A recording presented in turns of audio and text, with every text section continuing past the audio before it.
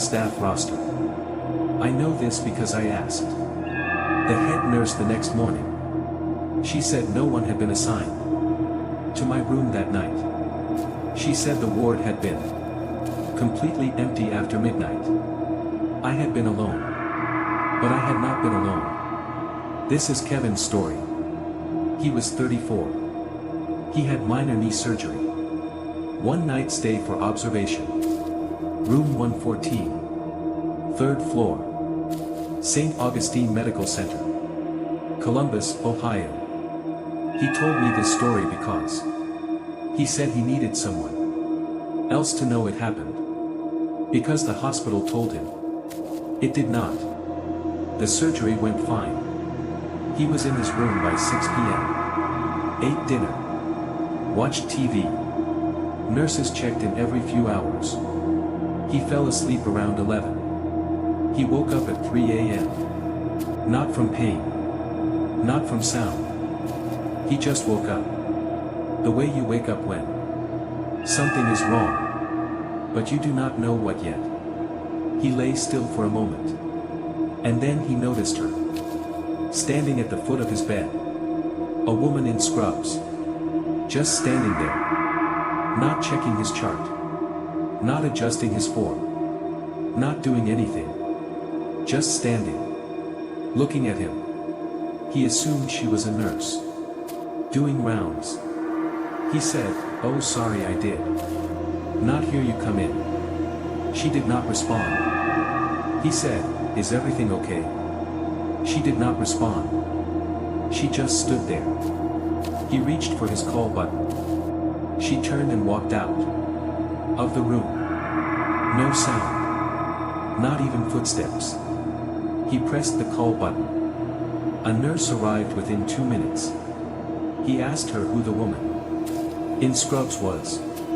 The nurse looked confused. She said there was no one else on this floor right now. Kevin said he had just seen a woman standing at the foot of his bed. The nurse checked the hallway. Empty. She checked the room. No one. She smiled at Kevin and said, "The anesthesia sometimes causes vivid experiences that feel completely real." Kevin told her he had never felt more awake in his life. She noted it in his chart and left. Kevin did not sleep again that night. The next morning he asked the head nurse about the woman. He described her. Average height. Dark hair. Older scrubs. Not the standard hospital uniform. The head nurse stopped writing. She looked at him. Then she said, "Can I ask what room you are in?" He said 114. She was quiet for a moment. Then she said, "We do not assign that room to long-term patients normally." Kevin asked why. She said the room had been out of rotation for 2 years. Kevin said, "So why am I in it?" She said they were short on rooms due to a renovation. Kevin said, "That is not what I asked you." She said she needed to get back to her rounds. She did not answer his question. Kevin checked out that morning. He looked up St. Augustine Medical Center room 114.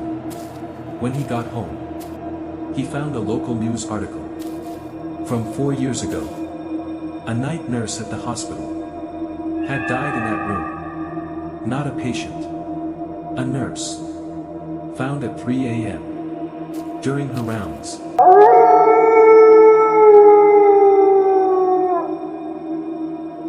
Story 2. This one comes from a viewer named Patricia from Florida. She was a nurse herself for 11 years. She said that matters for what she is about to tell you. She said she does not believe in this kind of thing. She said she did not until the night of February the 3rd.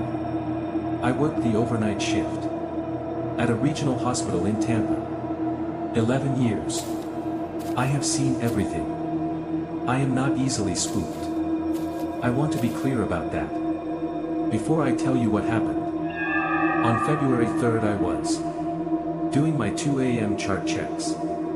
Standard procedure. Walk the ward. Check each room. Update charts. Move on. I got to room 208. Elderly patient. Admitted for pneumonia. Stable. No concerns. I opened the door. The room was dark. The patient was in bed.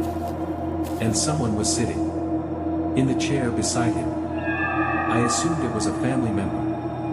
Some families keep overnight vigils. I said, sorry to interrupt. Just doing my chart check. The person in the chair did not respond. Did not move. I turned on my penlight. The chair was empty. I stood in the doorway. For a moment, I had seen a person sitting in that chair. I was certain. I checked the patient. Stable. Sleeping. I updated his chart. I left. I told myself my eyes were tired. At 2:47 a.m. the patient in room 208 coded. I was the one who called it. I was in the room when he passed at 3:04 a.m. After it was over I stood in the hallway for a long time. Then I went back to my records.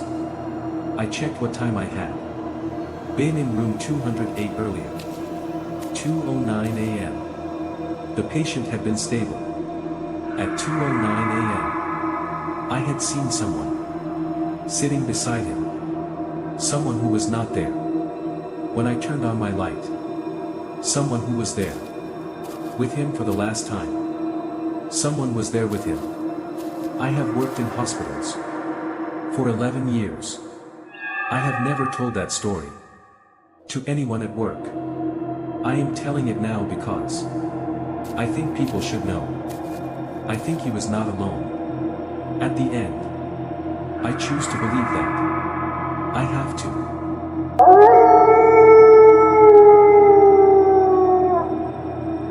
Story 3. Anonymous submission. This listener asked us not to use any details that could identify them. We have honored that request. They said what bothered them most was not what they saw. It was that the elevator should not have been able to go there. That floor had not existed in the hospital for 6 years. I was visiting my father in the hospital. He was on the 4th floor. Cardiac unit. I had been there every day for 2 weeks. I knew the hospital well. On a Thursday evening, I got into the elevator to leave. Ground floor. I pressed the button. The elevator went up, not down. I pressed ground floor again. The elevator continued upward. The doors opened. The display above the door. Read, 7. I had never been to the 7th floor. I did not know the hospital had a 7th floor. I stepped out to find a stairwell and walked down. The 7th floor was dark. Not dim. Dark. Emergency lighting only. Red glow from the exit signs. The hallway stretched in both directions. Old linoleum. Peeling paint. Patient rooms with no doors. Empty beds still made up. Equipment covered in dust sheets. It looked like no one had been there in years. It smelled like no one had been there in years. I found the stairwell door and went down. When I got to the lobby, I asked the front desk about the 7th floor. The woman looked up at me. She said, "This building only has 6 floors." I told her the elevator had taken me to a 7th floor. She said that was not possible. I asked her to come look at the elevator panel. She came. The panel had buttons for floors 1 through 6. No, 7. She looked at me. Like I had imagined it. I had not imagined it. When I got home that night, I looked up the hospital's history. In 2019 the hospital had demolished the upper floor of the original building and rebuilt. The demolished floor had been the 7th floor. The old psychiatric ward closed in 2018 after a series of unexplained incidents. The hospital never fully disclosed. I still do not understand how the elevator took me there. I have not been back to that hospital. My father was discharged the following week. I am grateful he was. If you have a true experience from a hospital, clinic, or medical facility that you cannot explain, send it to the email in the description below. These are submitted by real people, real experiences, real places. Check your floor number the next time you are in a hospital elevator. Make sure it is the floor you pressed. Stay safe out there.